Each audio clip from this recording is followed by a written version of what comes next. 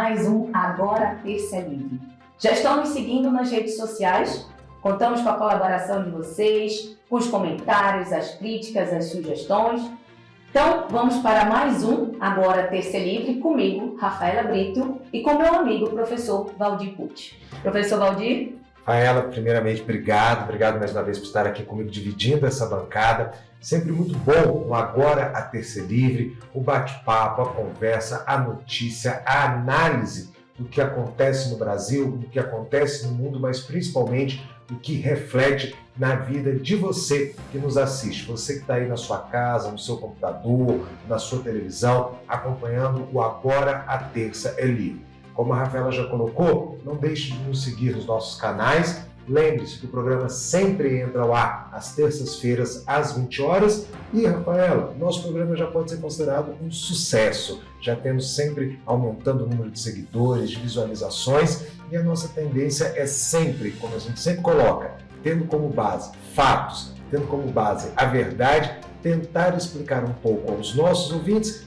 várias realidades, várias situações que transformam a vida do cidadão, mas principalmente fazem com que o cidadão compreenda o mundo no qual ele está inserido. Tendo isso como base, Rafaela, quais são as notícias que nós temos hoje no nosso programa para destacar a quem nos assiste? Então, hoje nós trouxemos algumas notícias bem diversificadas. A primeira é do portal do UOL. Lula sinaliza a possível indicação de Zanin para o STF. Depois, eu trago uma notícia da CNN Brasil. Brasil sobe uma posição e volta a ser a 12ª maior economia no mundo em 2022. Em seguida, trago uma notícia não muito agradável aos consumidores brasileiros. Também da CNN Brasil, volta dos impostos sobre os combustíveis, ou seja, novo aumento de preço da gasolina. E aí, trago uma notícia do Correio Brasiliense que trata de que um milionário está gastando mais de 2 milhões de dólares por ano para reverter a idade. E por fim, outra do Correio Brasiliense, onde um idoso de 78 anos se informou e emocionou ao comemorar com a mãe de 98 anos. Professor Valdir? Obrigado, Rafaela. Bom, primeiro, Rafa, você trouxe aí uma diversidade de notícias, né? Nós temos desde notícias na área da economia, passando também por notícias voltadas para o nosso cotidiano, como a questão da pessoa idosa e como a pessoa idosa ela própria se enxerga e também como a própria sociedade enxerga essa pessoa. Mas antes de falar dessas duas últimas notícias, eu preciso comentar com você alguns aspectos relativos ao início, ou seja, relativos a essas notícias políticas que tanto influenciam, que tanto vão dizer o nosso dia a dia. Vou começar pela questão dos combustíveis. Novamente, sempre gosto de lembrar a quem está assistindo o Agora a Terça é Livre, que nós aqui não estamos fazendo um programa de economia, mas um programa de política, onde as análises são feitas tendo como base justamente o aspecto político. E vamos observar justamente a questão dos combustíveis ou do aumento dos combustíveis ou possível aumento dos combustíveis a partir da perspectiva política, ou seja, do jogo político em torno dessa questão. Vocês acompanharam nas últimas semanas que esse jogo político ele passou por um embate entre o ministro da Economia, Fernando Haddad, e a ala mais política do próprio Partido dos Trabalhadores e, por que não dizer, do próprio governo. Ou seja, houve um embate entre a economia querendo aumentar os impostos e a ala política acreditando que este aumento de impostos poderia ou irá desgastar o próprio governo, a própria popularidade do presidente Lula. Na verdade, nós tivemos um empate nessa disputa. Um empate em que sentido? Prevaleceu o entendimento da ala econômica de Fernando Haddad, ministro da Economia, de que há a necessidade de se aumentar os impostos até para recompor as contas públicas e também da ala política, uma vez que o imposto ele será aumentado de forma gradual e, inclusive, havendo uma diferença de impostos entre o etanol e a própria gasolina. Mas o que isso significa para a política brasileira? Nós vimos que houve um embate, nós vimos que houve um empate no resultado, mas há um significado político por trás desta situação? Primeiro grande significado diz respeito justamente a Fernando Haddad e o papel de Fernando Haddad, não apenas no governo, mas também no seu futuro político, como um dos possíveis, parece cedo, mas a gente já está discutindo a eleição presidencial de 2026. Aprendam que na política, uma eleição começa logo que a outra termina. Então, nos bastidores de Brasília, já se discutem nomes, já se discutem pessoas e candidatos à eleição de 2026. E entre eles está justamente o ministro da Economia, que tem a obrigação, até para se credenciar como possível presidenciável dentro do PT, que promover um crescimento econômico. Porém, ele está atrelado a uma situação fiscal muito complicada, onde nós temos um país que está muito endividado, um país que está tentando resolver esta questão fiscal e que ela vai passar naturalmente por uma discussão dentro do Congresso Nacional. Porque uma nova âncora fiscal é necessária, ela vai ser discutida, ela tem que ser discutida, até porque a MP, que liberou os créditos para o Bolsa Família, ou para o Auxílio Brasil, o auxílio emergencial, nesse começo do ano, previa a existência dessa discussão. Então, é necessário a discussão. Agora, importante ressaltar um ponto nessa problemática. Não dá para a gente fazer do Brasil laboratórios de testes políticos e econômicos. O país tem que parar de ser uma jabuticaba. Vocês conhecem essa expressão política que diz o seguinte: algumas coisas acontecem no Brasil e se diz, é a jabuticaba na política, como se jabuticaba só tivesse no Brasil. A gente sabe que isso não é verdade, mas a expressão permanece. Criamos uma âncora fiscal lá no governo de Michel Temer, ou seja, há pouco mais de 6 anos, que deveria durar 20 anos, não chegou a 10 e já está sendo revista, sendo que a própria legislação que criou aquela âncora fiscal, o teto de gastos, ela colocava como obrigatória uma revisão 10 anos depois. Não chegamos nem a esses 10 anos e já estamos mudando novamente uma âncora fiscal para poder melhorar a situação fiscal do Estado brasileiro. E essa âncora vai ser permanente? Vai ser temporária? Vai durar até o próximo governo? Porque se a gente começar ou continuar fazendo do país um laboratório macroeconômico, microeconômico de experiências políticas, o país não cresce. O país tem que se acostumar a olhar exemplos de sucesso e transferir esses exemplos de sucesso para a nossa realidade. A questão fiscal ela é muito importante, mas tem um detalhe que também é importante. Não basta uma âncora fiscal, não basta, como no caso dos combustíveis, aumentar o preço dos impostos ou então voltar aos impostos. O que nós precisamos é rever o papel e o tamanho do Estado brasileiro, a gastança do Estado brasileiro, o tamanho e principalmente a ineficiência do Estado brasileiro. O Estado brasileiro é ineficiente. Existem países com cargas tributárias muito maiores do que a nossa, principalmente países do norte da Europa. Qual é a diferença?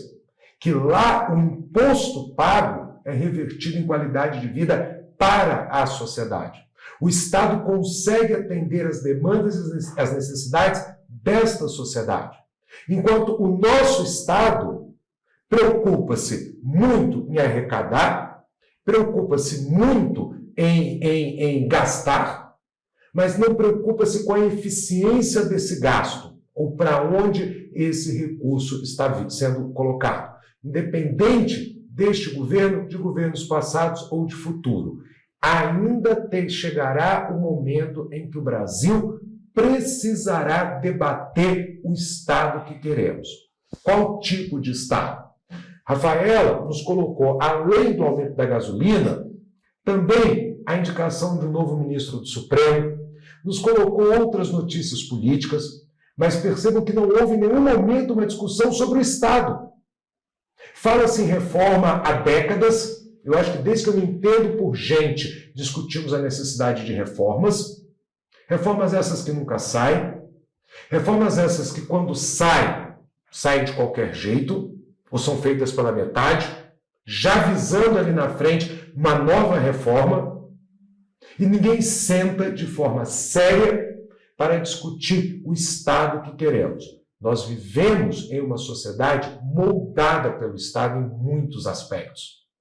Então, se eu defino o Estado que eu quero para o Brasil, eu consigo até mesmo definir também uma sociedade. E aqui, gente, é importante destacar que a gente não está falando que o Estado A, B ou C é o melhor. Você pode defender o que você quiser. Um Estado liberal, um Estado ultraliberal, um Estado social.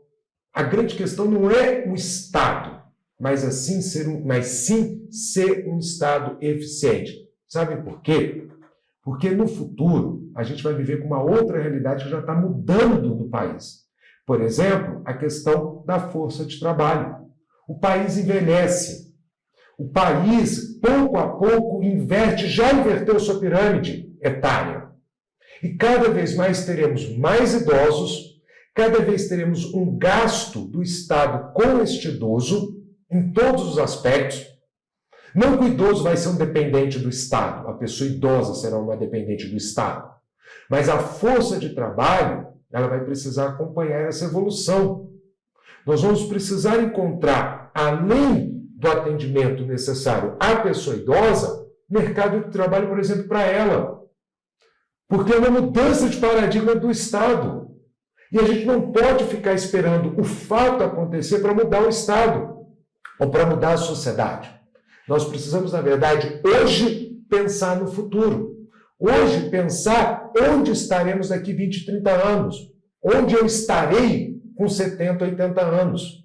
Dentro deste contexto de uma sociedade que teima em só olhar para o passado e uma sociedade que teima principalmente em apenas fazer experiências políticas, econômicas, sem de fato atacar os grandes problemas que existem no país, e são muitos. Então a gente tem essa necessidade de olhar para o futuro, mas com saídas, e saídas que sejam de fato definitivas, porque os desafios são muitos. A gente viu ali um idoso, como a Rafaela colocou, que aos 70 e poucos anos ele formou uma pessoa idosa e foi mostrar o canudo, né, o diploma, para sua mãe de 90 e tantos. Mas eu deixo uma pergunta no ar. Por que esse senhor de 70 e tantos anos conseguiu só se formar agora no ensino superior? Por que não quando ele tinha os seus 20 anos? Há problema dele se formar com 72? Nenhum. Mas houve alguma coisa na história desse brasileiro que o impediu de, na época que todos os jovens cursam faculdade, ele não ter podido cursar a sua faculdade e agora, aos 72 anos, ele cursa a faculdade, termina a faculdade e mostra orgulhoso. Quem não viu a imagem depois busca essas imagens que são realmente muito legais, mostra orgulhoso o diploma para sua mãe de 90 e tantos anos e ela também muito feliz de o filho ter realizado um sonho. Então, nós temos que pensar o país para que pessoas possam se formar aos 20, aos 30, aos 40, aos 50, aos 60, aos 100 anos, mas quando elas quiserem, não quando elas puderem, ou quando for deixado que elas possam fazer ou realizar os seus sonhos. E sonhos não têm idade. O sonho pode ocorrer, de novo, aos 20 ou pode ocorrer aos 70 anos de idade. E por falar em idade, por falar em etarismo, por falar em questões voltadas até mesmo ao idoso, eu queria convidar hoje para participar do Agora a Terça é Livre a doutora Monize Marques. Doutora Monize, muito obrigado pela sua presença aqui no Agora a Terça é Livre.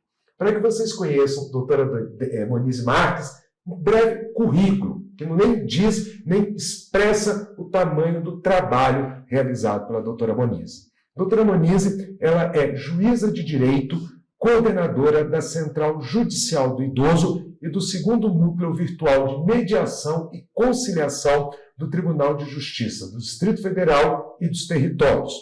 Coordenadora do Grupo de Trabalho do Conselho Nacional de Justiça para a implantação da Política Nacional de Atenção à Pessoa Idosa no âmbito do Judiciário. É especialista em Direito Processual Civil e mestre em Gerontologia. É membro fundadora do Instituto Parentalidade Prateada. Autora de artigos sobre direitos do idoso e envelhecimento. Mais uma vez, doutora Monize, é uma honra para o Agora a Terça Livre tê-la aqui conosco. Bem-vinda. Eu agradeço, professor Valdir, agradeço também a Rafaela. É uma honra muito grande para mim e é uma honra para mim ter a oportunidade de discutir esse assunto que não interessa só a mim, mas a toda a sociedade, né? Doutora Monize, ao ler o seu currículo, nós vimos que você tem um trabalho dentro do Tribunal de Justiça pautado à pessoa idosa. Você pode nos falar um pouquinho o que é esse trabalho, o que é o núcleo que você coordena, como é a atividade, como é a relação da pessoa idosa hoje com a justiça do DF e do país como um todo? Sim, é importante iniciar essa reflexão considerando o aumento da população idosa no mundo como um todo. No Brasil, que é um case, esse número aumentou repentinamente porque a partir da década de 70 houve uma diminuição do número de natalidade e um aumento, um avanço em virtude dos investimentos na área tecnológica, na área da saúde, da longevidade. Então, nós, de uma forma muito rápida, envelhecemos. O Brasil levou 18 anos para envelhecer, o que a França demorou 140 aproximadamente, em termos de proporção da população nesse segmento. E como foi muito rápido, nós não havia no campo político, também no campo social, sociológico, uma preparação, não somente para o acolhimento, mas também para verificar a pessoa idosa no seu papel de protagonista, né? Então, assim, primeira coisa que a gente precisa ponderar é que o idoso não precisa de tutores, ele precisa de alguém e de uma sociedade que permita que ele realize suas preferências e suas vontades próprias da sua idade e da sua capacidade. E, por causa disso, a Central Judicial do Idoso foi criada percebendo que esse aumento da quantidade de pessoas idosas na população influenciou também no aumento dos conflitos relacionados à pessoa idosa, mais propriamente relacionados ao envelhecimento, notadamente no campo familiar. Então, a gente está percebendo aí um grande número de famílias que não se prepararam para esse acolhimento do idoso, não somente protagonista, quando ele decide gastar os seus recursos em vida, quando ele decide iniciar novos projetos, mas também a família despreparada para cuidar de um idoso que eventualmente seja dependente, que precisa de uma assistência à saúde, já que algumas doenças relacionadas ao envelhecimento têm um alto gasto, e não somente material, mas também de custo humano também, né? Então, a Central foi criada como uma parceria entre o Tribunal de Justiça, o Ministério Público e a Defensoria, todos do Distrito Federal, para promover em um único acolhimento os encaminhamentos para os idosos que estão em situação de risco e, a partir daí, nós movimentarmos uma rede de proteção que não visa trazer uma decisão heterogênea, né, assim, por parte do magistrado, substituindo a vontade das partes, mas fazendo com que as próprias partes, através de mediação e também de uma mediação, inclusive institucional, possa fazer a aceleração e a proteção desses direitos. Doutora Monize, eu acredito que quem esteja nos assistindo, ela deve estar pensando, ou já nessa primeira fala sua, vendo a importância do trabalho que é realizado ali na Central. A pergunta que eu te faço é: qualquer pessoa idosa pode ter acesso ao trabalho de vocês? Há um critério? Porque a gente sabe que muitas das vezes pode haver um critério de renda, um critério de idade. Como é que vocês selecionam as pessoas para serem atendidas junto à Central? Tá. Eu vou iniciar primeiro delimitando quem é pessoa idosa. Perfeito. Porque como na nossa sociedade existe um preconceito muito grande em relação a essa designação, muitas pessoas imaginam que ser idoso é o ser incapacitado, improdutivo. Então, às vezes, quem tem 60 anos ou mais não se classifica como pessoa idosa. E, às vezes, quem tem 60 anos ou menos pode se enxergar nesse segmento e buscar aí algum tipo de anteparo por parte do judiciário. Então, no Brasil, nós adotamos um critério que foi estabelecido pela Organização Mundial da Saúde para países em desenvolvimento. é pessoa idosa quem tem 60 anos ou mais. A definição desse critério levou em consideração diversos fatores, né, biopsicossociais, biológicos e outros sociológicos, meio ambiente, enfim, mas firmou-se uma designação cronológica. Então, fez 60, é pessoa idosa e para a central pode ser acionada na Central Judicial do Idoso, pode acionar. Só que o nosso corte é a questão da proteção. O idoso que vai acionar as nossas atividades, ele precisa estar em situação de risco. Perfeito. E situação de risco numa perspectiva ampla. Então, não somente de risco de saúde, mas também financeiro, sociológico, quando tem alguma vulnerabilidade social, quando está sendo vítima de violência por parte dos familiares, ou sendo assediado por parte de instituições bancárias, causando um superendividamento, ou quando tem uma violência institucional e a empresa de ônibus não permite a utilização das passagens destinadas. Então, quando o idoso está em situação de risco, ele pode ser atendido na central independentemente da condição de renda. Perfeito. Independentemente. Ótimo. É importante a gente frisar isso porque o critério de renda, principalmente no Distrito Federal, ele nos fez observar que faz com que o idoso sofra outros tipos de violência, mas não o protege da violência. Então, nós temos hoje, nas 3 principais cidades em que a gente identifica a existência de crime contra a pessoa idosa, cidade de alta renda, de média e de baixa renda, segundo a definição da Codeplan. E nas 3 cidades, crimes diferentes. Perfeito. Então, a renda ela é importante para essa definição, mas não para proteger, e sim para, entre aspas, identificar qual é a maior vulnerabilidade da pessoa idosa. Então, no plano a gente tem um número de abuso financeiro muito grande. Nas cidades satélites menos abastadas, a gente tem uma condição de negligência mais alta. Então, essas situações, elas acabam impactando. E por isso a central atende todos esses idosos que estão em risco. Como a Defensoria Pública faz parte da central, para o ajuizamento de demandas por parte da Defensoria, aí sim exige-se uma questão de observância dos critérios de hipossuficiência econômica, mas isso é por parte da Defensoria no que se refere a ajuizamento de demandas. Eu acho isso muito interessante, essa questão de basta ver a questão da vulnerabilidade para o atendimento na central, porque dá ao idoso, como você diz, de qualquer nível social, qualquer renda, poder buscar direitos, buscar até preservação de direitos nesse sentido. Eu ia perguntar para a doutora a seguinte questão. A senhora disse que, por exemplo, em Brasília, nós temos nas 3 maiores regiões de incidência, são cidades de alto poder aquisitivo, menor, intermediário, médio. Existe um mapa da violência para que a pessoa idosa sofra? Como é que vocês identificam essa violência? Como é que vocês trabalham com essas informações que chegam até vocês? Então, nós temos uma grande rede e fazemos parte dessa grande rede na perspectiva de aglomerar, condensar estatística. E a estatística é imprescindível para que a gente possa traçar planos, estratégias no campo do judiciário para atender esses idosos que estão em situação de risco. Dentro do levantamento que nós fizemos, nós lançamos em 2012 o nosso primeiro mapa da violência contra a pessoa idosa. Esse mapa é único no Brasil, não existe a avaliação dos diversos marcadores que nós identificamos como importantes para a avaliação do risco. Em nenhuma outra unidade da federação. A proposta central é única, Só tem no Distrito Federal. Então, e aos poucos a gente identificou que seria necessário receber também denúncias de outros órgãos para compor essa estatística. Nós estamos lançando agora já a 5ª edição desse mapa. Núcleos, por exemplo, da saúde, como o NEPAV, que é o Núcleo de Prevenção à Violência, ele tem uma notificação compulsória.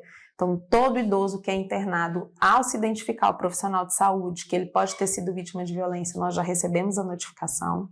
Temos uma parceria ampla com a DECRIM, que é a Delegacia Especializada, e com as demais delegacias, com a ouvidoria do Disque 100, que é órgão do governo federal, os conselhos, Conselho do Distrito Federal, Conselho do Idoso. Então, de certa forma, a gente congrega todas as informações em rede e monta ali, a partir dos nossos marcadores, qual é a maior abrangência de idosos em situação de risco, por idade, por crime, quais são os seus maiores agressores. Nesse mapa da violência, doutora, o que chama atenção para você, como juíza, como membro dessa central? O que para você se destaca e que pode ser falado para quem está nos assistindo? O que reiteradamente se destaca é que quase 60% das agressões praticadas contra a pessoa idosa são praticadas por seus filhos.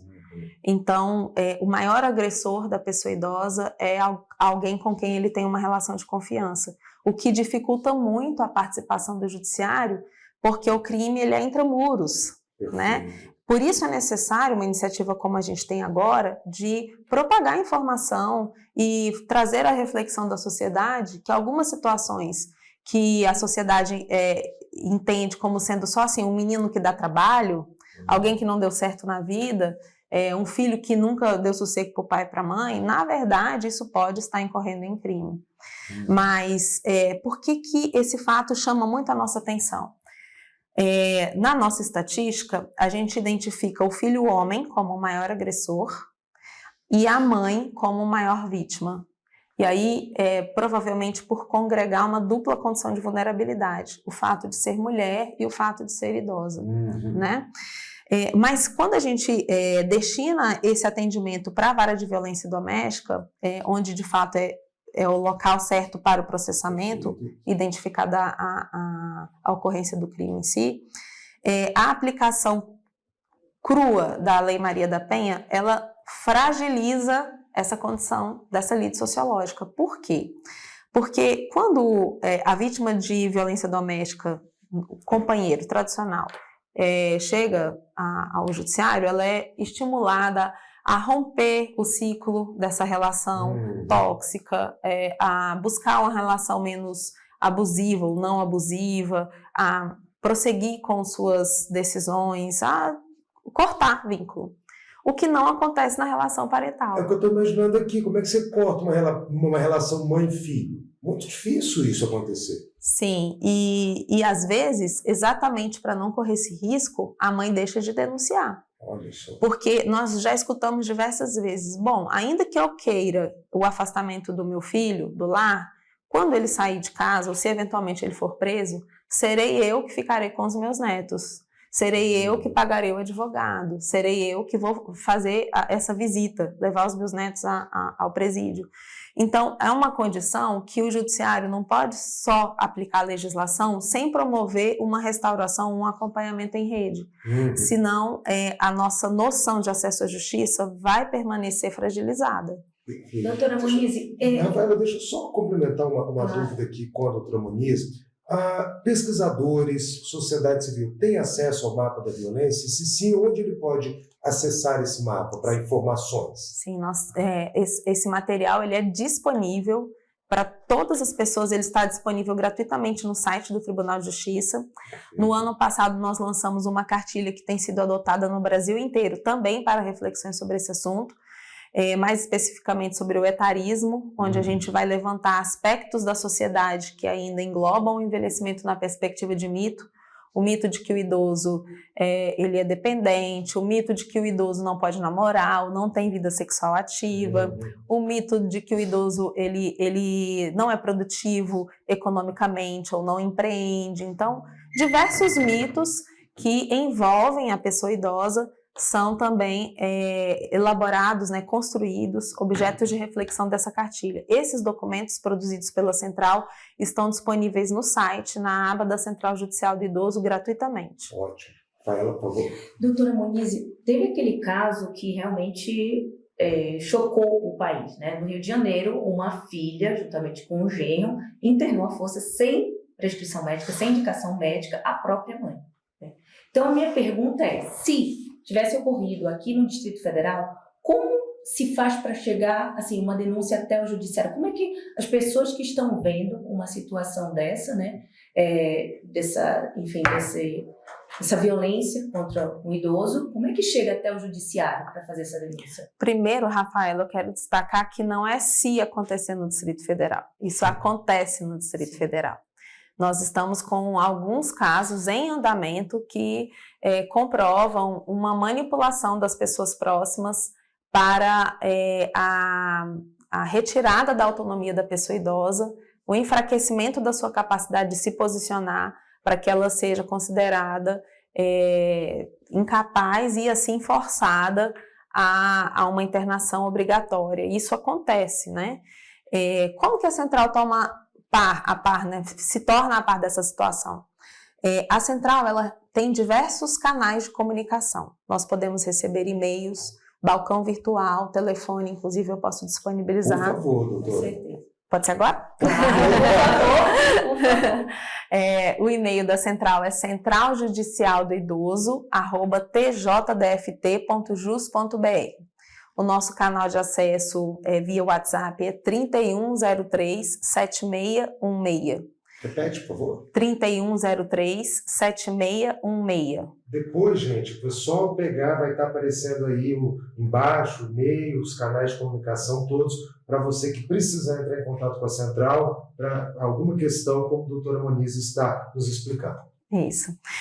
Mas as informações que chegam até a central, elas precisam ser identificadas. Então, quando um denunciante busca o nosso atendimento, seja ele quem for, o próprio idoso, ou um filho que identifica uma situação de violência de outro irmão, ou um parente, ou um vizinho, que acontece muito, seja qual for o tipo de vulnerabilidade que o idoso tenha, a gente precisa da identificação dessa pessoa. Quando o denunciante opta por uma denúncia anônima, ele precisa se socorrer do canal da Justiça, da Ouvidoria Federal, que é o Disque 100. Então, ele entra em contato com o Disque 100 no módulo idoso e nós somos conveniados ao Disque 100 e recebemos essa denúncia e promovemos o andamento desse processo da mesma forma, só que com a preservação dos dados do denunciante. Doutora Moniz, só para esclarecer para quem está nos assistindo, nós estamos falando da central TJDFT, Tribunal de Justiça do Distrito Federal e Territórios. A área de competência de vocês, então, é a atuação dentro do DF e territórios. Porque como o programa passa no país inteiro, só para entender, como funciona nos outros tribunais de justiça? Mesmo Disque 100, a senhora sabe da existência de centrais parecidas, de atendimentos parecidos em outros TJs do país? Nós não temos outras centrais no país, mas os canais de denúncia permanecem os mesmos. A Ouvidoria Nacional, ela é a porta de entrada para todas as denúncias que são feitas no Brasil todo, né? Os estados contam com conselhos do idoso e os municípios com o Conselho Municipal do Idoso, que tem competência para recebimento dessas denúncias. De darem prosseguimento.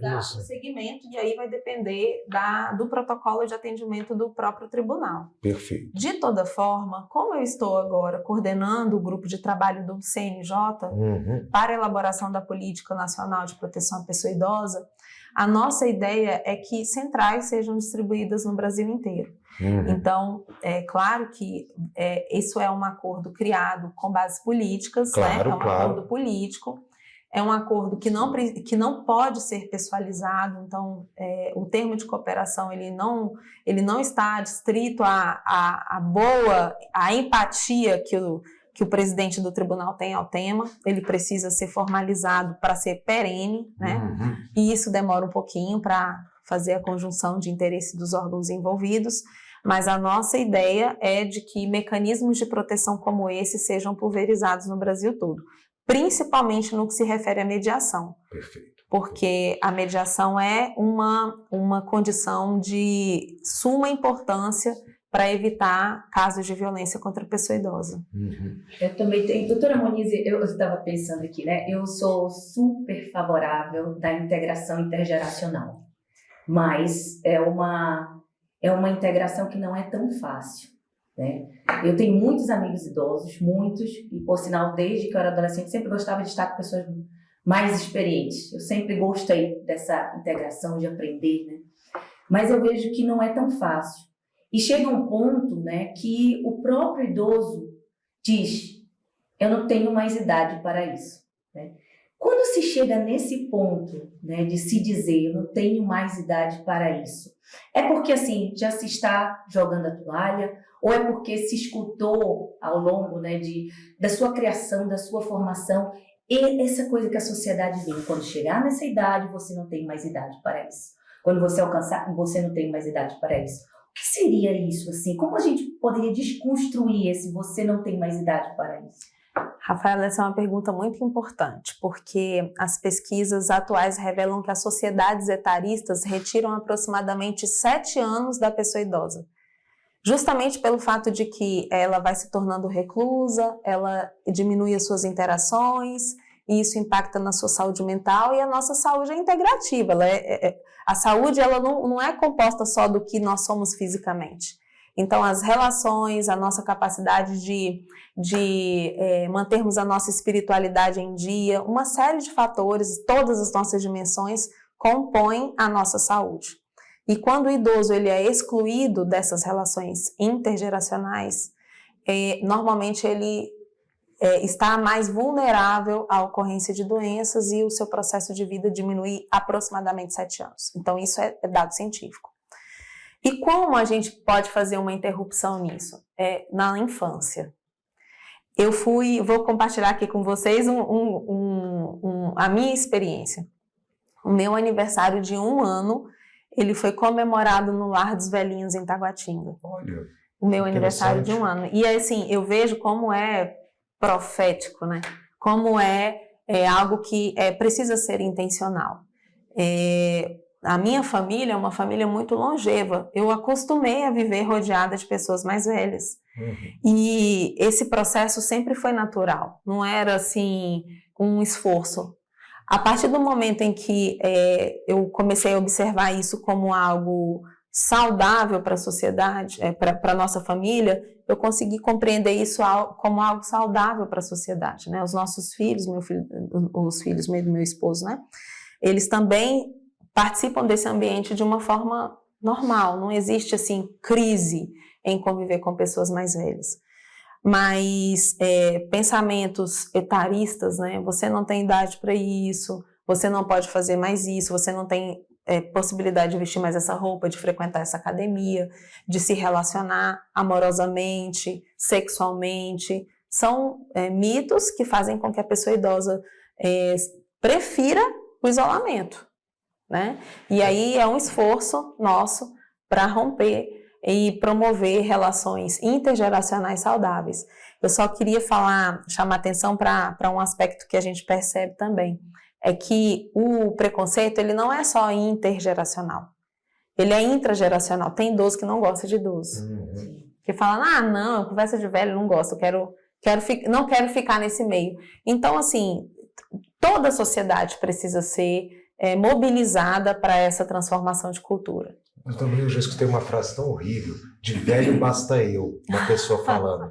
Não, de velho basta eu, não quero conviver com outras pessoas da minha idade, eu quero conviver com pessoas mais novas, porque as pessoas da minha idade, na verdade, estão morrendo e eu... É muito errado esse pensamento, né? Esse tipo de visão. Na verdade, professor, o que a gente percebe é que o envelhecimento é uma construção ao longo da vida, né? Existe um pesquisador muito famoso no campo da psicologia do desenvolvimento, professor Baltz, ele diz... A vida, ela é um curso, e o envelhecimento, ele é reflexo desse curso. É claro que existem condições aleatórias, o aparecimento de uma doença específica, que vão comprometer esse envelhecimento. Mas na maior parte das vezes, a gente na nossa velhice quem a gente foi a vida toda. Então, se você foi um adulto sem relações, sem vínculos, sem grupos, sem interações, você vai ser um idoso da mesma forma. Claro. Né? Não adianta esperar que alguém que foi autocentrado a vida toda, que no final da vida ele vai escolher participar de um grupo, de um centro de convivência do idoso. Isso ofende a vivência, a construção, quem ele é, como um todo. Perfeito. Né? Doutora Moniza, você faz um trabalho perfeito, elogiável, dá os parabéns ao trabalho da Central e agora, já como a senhora mesmo colocou, no próprio CNJ, para expandir essa experiência para o restante do país. Mas me chama a atenção, no seu currículo, o fato da senhora ser fundadora do Instituto Parentalidade Prateada. Queria entender um pouco melhor o que é o Instituto, o que ele faz, por que ele surgiu, de onde veio a ideia de criar esse Instituto e qual é a função do Instituto, onde ele auxilia a sociedade como um todo. O Instituto, ele é um sonho, né? Todo instituto começa, de fato, com essa semente, a semente de buscar uma transformação social. No nosso caso, nós sonhamos com uma transformação na cultura relacionada ao envelhecimento. A gente busca, de fato, a implantação de uma cultura gerontológica que congregue diversas circunstâncias do envelhecimento ativo, saúde na perspectiva de promoção e não de cuidado com doença, né? Proteção da pessoa idosa, condições de segurança, de aprendizagem ao longo da vida, de participação política e nas suas decisões como um todo. Então, os marcos do envelhecimento ativo, né, na percepção de quem busca a interrupção de uma sociedade etarista. O Instituto, ele, ao meu sentir, ele é uma complementação do trabalho da Central. Interessante. Porque na Central a gente trabalha na perspectiva do Poder Judiciário para idosos em situação de risco. Mas existe um outro campo que ele está descoberto. Então, quando a gente vai buscar, por exemplo, a inclusão da perspectiva de idosos no mercado de trabalho, como o senhor mesmo mencionou aqui no início do programa, né? Como que os idosos são vistos hoje no mercado de trabalho? A economia prateada, o recurso que o mercado movimenta nas mãos das pessoas idosas, quais são as suas preferências, como é que a gente pode identificar o idoso na perspectiva do protagonismo, da construção, da definição da sua própria saúde, das diretivas antecipadas de vontade, das escolhas a respeito dos seus critérios de saúde e investimento, enfim, é uma quantidade enorme de reflexões que a gente não poderia fazer enquanto juiz, né? Mas pode fazer enquanto professor. Enquanto cidadão, enquanto alguém que busca uma intervenção em rede para promover uma modificação de cultura. Por favor. Então, o Instituto congrega profissionais de diversas áreas. A nossa Constituição trouxe do campo da academia, médico geriatra, terapeuta ocupacional, defensor público, outros juízes. Enfim, a gente tem profissionais de diversas áreas, engenheiro, teólogo, que vai sentar à mesa e pensar o envelhecimento de todos esses ângulos.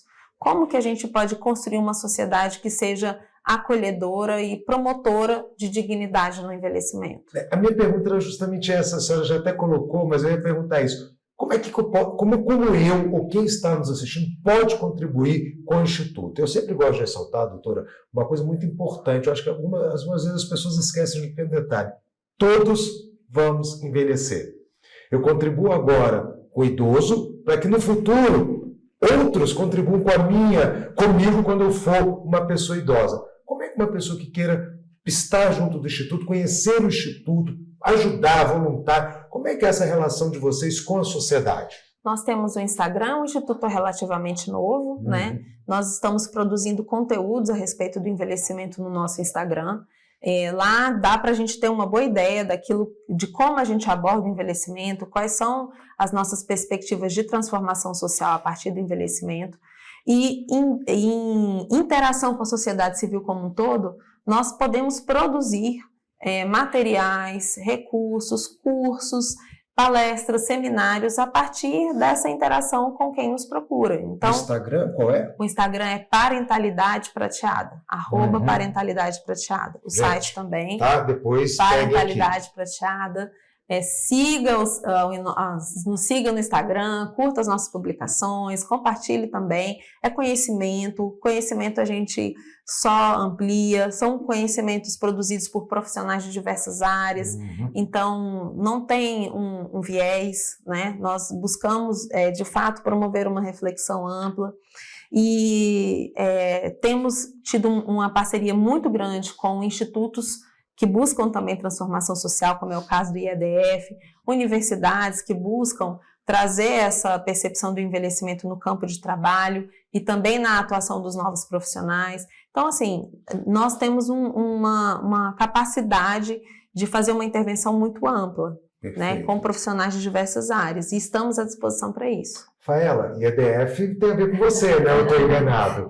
Então, o IEDF, para quem ainda não sabe, é o Instituto Brasileiro de Educação em Direitos e Fraternidade, e a doutora Monize é nossa professora e palestrante dos nossos webinários, né? Então, a gente tem a honra de tê-la ali, ter a fala dela ali, né, sobre os idosos, sobre a proteção das pessoas idosas, aprendi hoje das pessoas idosas. Então, muito obrigada pela parceria, doutora Monize, fantástica a sua explanação, e eu espero, né, aqui refletindo, eu espero que também o Poder Judiciário, nos outros entes da Federação, possam seguir o exemplo aqui do TJDFT, né? E ter essa central, né? E talvez, assim, aqui seja o modelo, aqui seja essa partida, né? Mas que os outros tribunais também possam seguir, né? E contar com todo esse estudo que vocês desenvolvem e com toda essa interação interdisciplinar e intergeracional também. Obrigada, professora Rafaela. A gente sempre busca trazer soluções para os problemas reais, né? Então, pode ser que o modelo da central não seja o melhor em todos os estados da federação, mas certamente naquele estado, a partir daquelas vivências e daquelas necessidades, a gente pode construir uma rede que seja uma rede de soluções, né? Então, é nisso que nós buscamos inspiração. Obrigada, professora. Doutora, a gente está quase caminhando para o final, mas eu não posso deixar de fazer uma pergunta à senhora e usar até a sua didática, o seu conhecimento. Falamos aqui ao longo de todo o nosso bate-papo de uma palavrinha, etarismo. Uma palavra nova, se nós pararmos para olhar, bem pouco tempo não conhecemos o etarismo, ou o que é o etarismo. Primeiro eu queria que a senhora, para quem nos assiste, explicasse o que significa o etarismo, o que ele é dentro que discussão ele traz na nossa sociedade. Não sei se é gancho ou não, se for emenda, se não, fica a segunda pergunta. Uma coisa que me preocupa também muito na questão da pessoa idosa é a relação hoje que nós temos com a tecnologia. Eu pegar o exemplo de dentro de casa aqui para quem está nos assistindo. Minha mãe não mexe com tecnologia, ela reclama muito. A gente até insiste melhor fazer um curso, você pode aprender, você tem que aprender a mexer. Mas ela mesmo coloca, hoje eu estou analfabeta. Hoje eu não consigo pegar um documento, não consigo resolver um problema meu sem precisar de vocês ou dos netos para poder ajudar nisso. Não sei se tem a ver, mas como é que a gente também supera essa barreira que se criou nesses últimos 10 anos, que foi o avanço da tecnologia para a pessoa idosa? Falar um pouquinho do etarismo, falar do começo. Perfeito. O etarismo, de fato, é um termo muito novo. Ele foi criado nos Estados Unidos pelo médico Robert Butler em 1969, início da década de 70, para identificar ali condições de preconceito em relação à pessoa por conta da idade. Então, o etarismo em si, esse termo, ele não significa preconceito somente em relação à pessoa idosa, mas qualquer relação que tenha sido comprometida, rompida por conta de uma diferença de idade. Como ele era um médico geriatra, esse termo acabou sendo notadamente vinculado à questão do envelhecimento. Palavras, gestos, insinuações, restrição de direitos, tudo aquilo que envolve o envelhecimento e que faz com que essa pessoa tenha sua dignidade ofendida simplesmente por conta da idade. São essas as perspectivas do etarismo ou do preconceito relativo ao envelhecimento, preconceito de idade, ou ageísmo, ou idadismo, que são as demais designações que refletem essa condição, que assim como o sexismo, como o racismo, fazem com que a plena capacidade de exercício de direitos e autocompreensão dessa pessoa seja comprometida. A questão do desenvolvimento tecnológico, ela é um desafio para esse tempo de hoje. É importante a gente frisar isso, porque nós estamos nesse processo de transição. Eu e você, nós aqui, nós vamos envelhecer com conhecimento de tecnologia, uns mais, outros menos, mas não nos sentiremos analfabetos digitais. Mas os idosos de hoje, eles estão ainda sentindo os efeitos da incorporação dos métodos tecnológicos para todas as coisas da vida. Então, hoje, prova de vida, cidadania, uma série de ferramentas que fazem com que essa pessoa tenha existência no mundo civil, elas vão passar pelas ferramentas tecnológicas, que nós hoje sabemos andar, sabemos consumir, então nós temos hoje uma identidade digital, mas que eles ainda não têm acesso a todas essas informações. Então, existe hoje a necessidade de buscarmos instrumentos de inclusão dessas pessoas nesse mundo, porque elas vão precisar fazer uso das ferramentas digitais para ter pleno exercício dos seus direitos. A sua cidadania hoje passa por uma cidadania digital. Eu fiz essa pergunta justamente para pensar no papel do Instituto. Eu acho que é aí que o Instituto também pode contribuir. Eu estou errado, porque eu acho que um foco de atuação é ensinar a essas pessoas mais idosas, as pessoas idosas, né? Vamos usar o termo correto, as pessoas idosas, o uso da tecnologia, porque elas podem aprender, como já colocamos aqui, senta, faz um curso, pode ter alguns maiores dificuldades, outras menor, mas a capacidade para o uso da tecnologia é total. Então, o Instituto também seria, não só para isso, mas de forma geral, auxiliar a pessoa idosa nessas questões? Sim, a gente precisa desmistificar essa questão assim, na minha época não tinha isso, porque a sua época mudou. E se você está vivo hoje, você vai precisar de se adaptar para essa época. Nós estamos em uma época de telemedicina. Perfeito. Nós estamos em uma época de prova de vida virtual, de acesso ao banco por meio de aplicativos.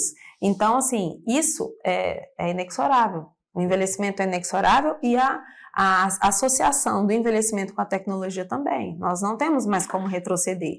Então, tirar esse mito, né, na convivência com a pessoa idosa de que não é para ela, ou isso não faz parte do mundo dela, isso é importante, faz parte, é para ela, é para todos nós. Nesse momento, eu creio que o Instituto e toda a sociedade como um todo precisa ser esse suporte, nós precisamos ser esse suporte. Particularmente eu tenho dificuldade com tecnologia. Sim. Né? Não é meu forte, eu sou de relação pessoal, eu não gosto, por exemplo, assim, de dar aula para câmeras fechadas. Eu falo, gente, por favor, eu preciso ver uma carinha lá concordando, ou discordando, né? Ou dormindo, para você falar assim, opa, volta aqui, tá aqui comigo, vamos dar sequência. Então, quando me perguntam, né, eu sou de interação social, né? Mas eu posso recusar essa ferramenta? Não posso recusar. Então, dentro daquilo que a gente tem como avanço, a gente precisa usar a nosso favor. E o Instituto também tem essa perspectiva de favorecer a inclusão digital para as pessoas idosas e estimular com que pessoas não idosas façam essa interface, sejam essa ponte, essa inspiração, para que através das ferramentas a gente promova intergeracionalidade. Então, eu não visito meu avô, mas você pode fazer uma chamada de vídeo. Sim. Tem tempo que eu não vou lá, porque meu avô mora no interior, mas você pode fazer uma reunião da família. Virtual, se é o que está disponível hoje. É uma ferramenta que a gente não pode desprezar, e o Instituto também tem essa visão. Doutora Moniz, estamos chegando ao final da nossa entrevista. Eu queria primeiro te dar os parabéns, não só pela atuação como doutora, juíza do Tribunal de Justiça, e pelo trabalho junto a toda a ação do idoso, mas em especial pela criação do Instituto. Eu sempre coloco, a gente não pode ficar, o Estado é importante, mas a organização da sociedade civil também é importante para a solução dos nossos problemas e principalmente para a gente superar os nossos desafios. Então, o Agora a Terça é Livre teve uma honra muito grande de tê-la aqui conosco, de fazer esse bate-papo e principalmente de explicar a quem está em casa, que porventura ou está chegando na idade de se tornar uma pessoa idosa, ou então convive com pessoas idosas, que a gente convive, pode ser na família, mas fora dela diariamente, a todo momento.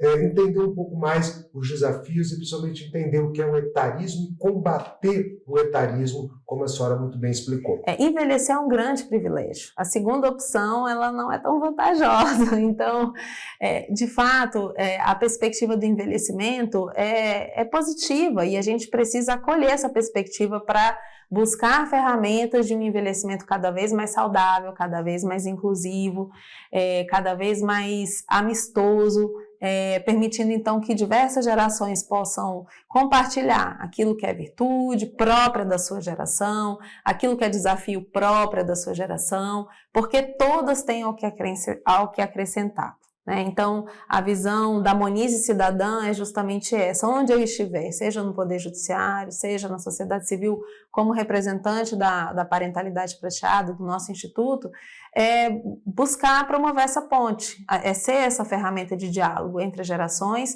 porque de fato eu acredito nisso. Como pessoa, eu acredito que há beleza, há perdas e ganhos em todas as gerações. E se a gente permitir com que essas grandes vantagens sejam compartilhadas, os mais novos podem aprender bastante, os mais velhos podem aprender também, e toda a sociedade ganha. Então eu quero agradecer essa oportunidade e fazer um apelo para que você siga o Instituto, compartilhe os nossos conteúdos, comente os nossos conteúdos, traga sugestões de conteúdo para que a gente possa publicar, atendendo também às suas expectativas, porque o campo é enorme, o envelhecimento está em todas as áreas e nós queremos também produzir algo que seja compatível com a sua expectativa. Então, muito obrigada. Estou à disposição. Obrigado, doutora Monize. Bom, senhores, senhoras, pessoas idosas, pessoas jovens, quem nos acompanha no Agora a Terça é Livre. Chegamos ao fim de mais um programa, agradecemos mais uma vez você estar conosco, a sua audiência, o seu clique, o seu curtiu aí no YouTube, no Instagram, no Spotify, na rede que você nos segue, na rede que você nos acompanha. Espero vocês mais uma vez na próxima terça-feira, às 20 horas, com mais um programa do Agora a Terça é Livre. Faela, obrigado e até semana que vem. Obrigada. Bem, hoje então eu termino com a seguinte frase: a gente só ama o que conhece. Se a gente se permite realmente conhecer a pessoa idosa, a pessoa jovem, a pessoa adulta, a gente passa a amar também. A gente passa a enxergar nele, no outro, aquilo que um dia nós, que ainda estamos nesse caminho de envelhecimento, chegaremos. Então, o Agora Terça é Livre traz para vocês justamente a liberdade de temas que são complexos, mas que são temas muito caros à população. E assim a gente aprende juntos também. Muito obrigada e até a próxima terça, às 20 horas.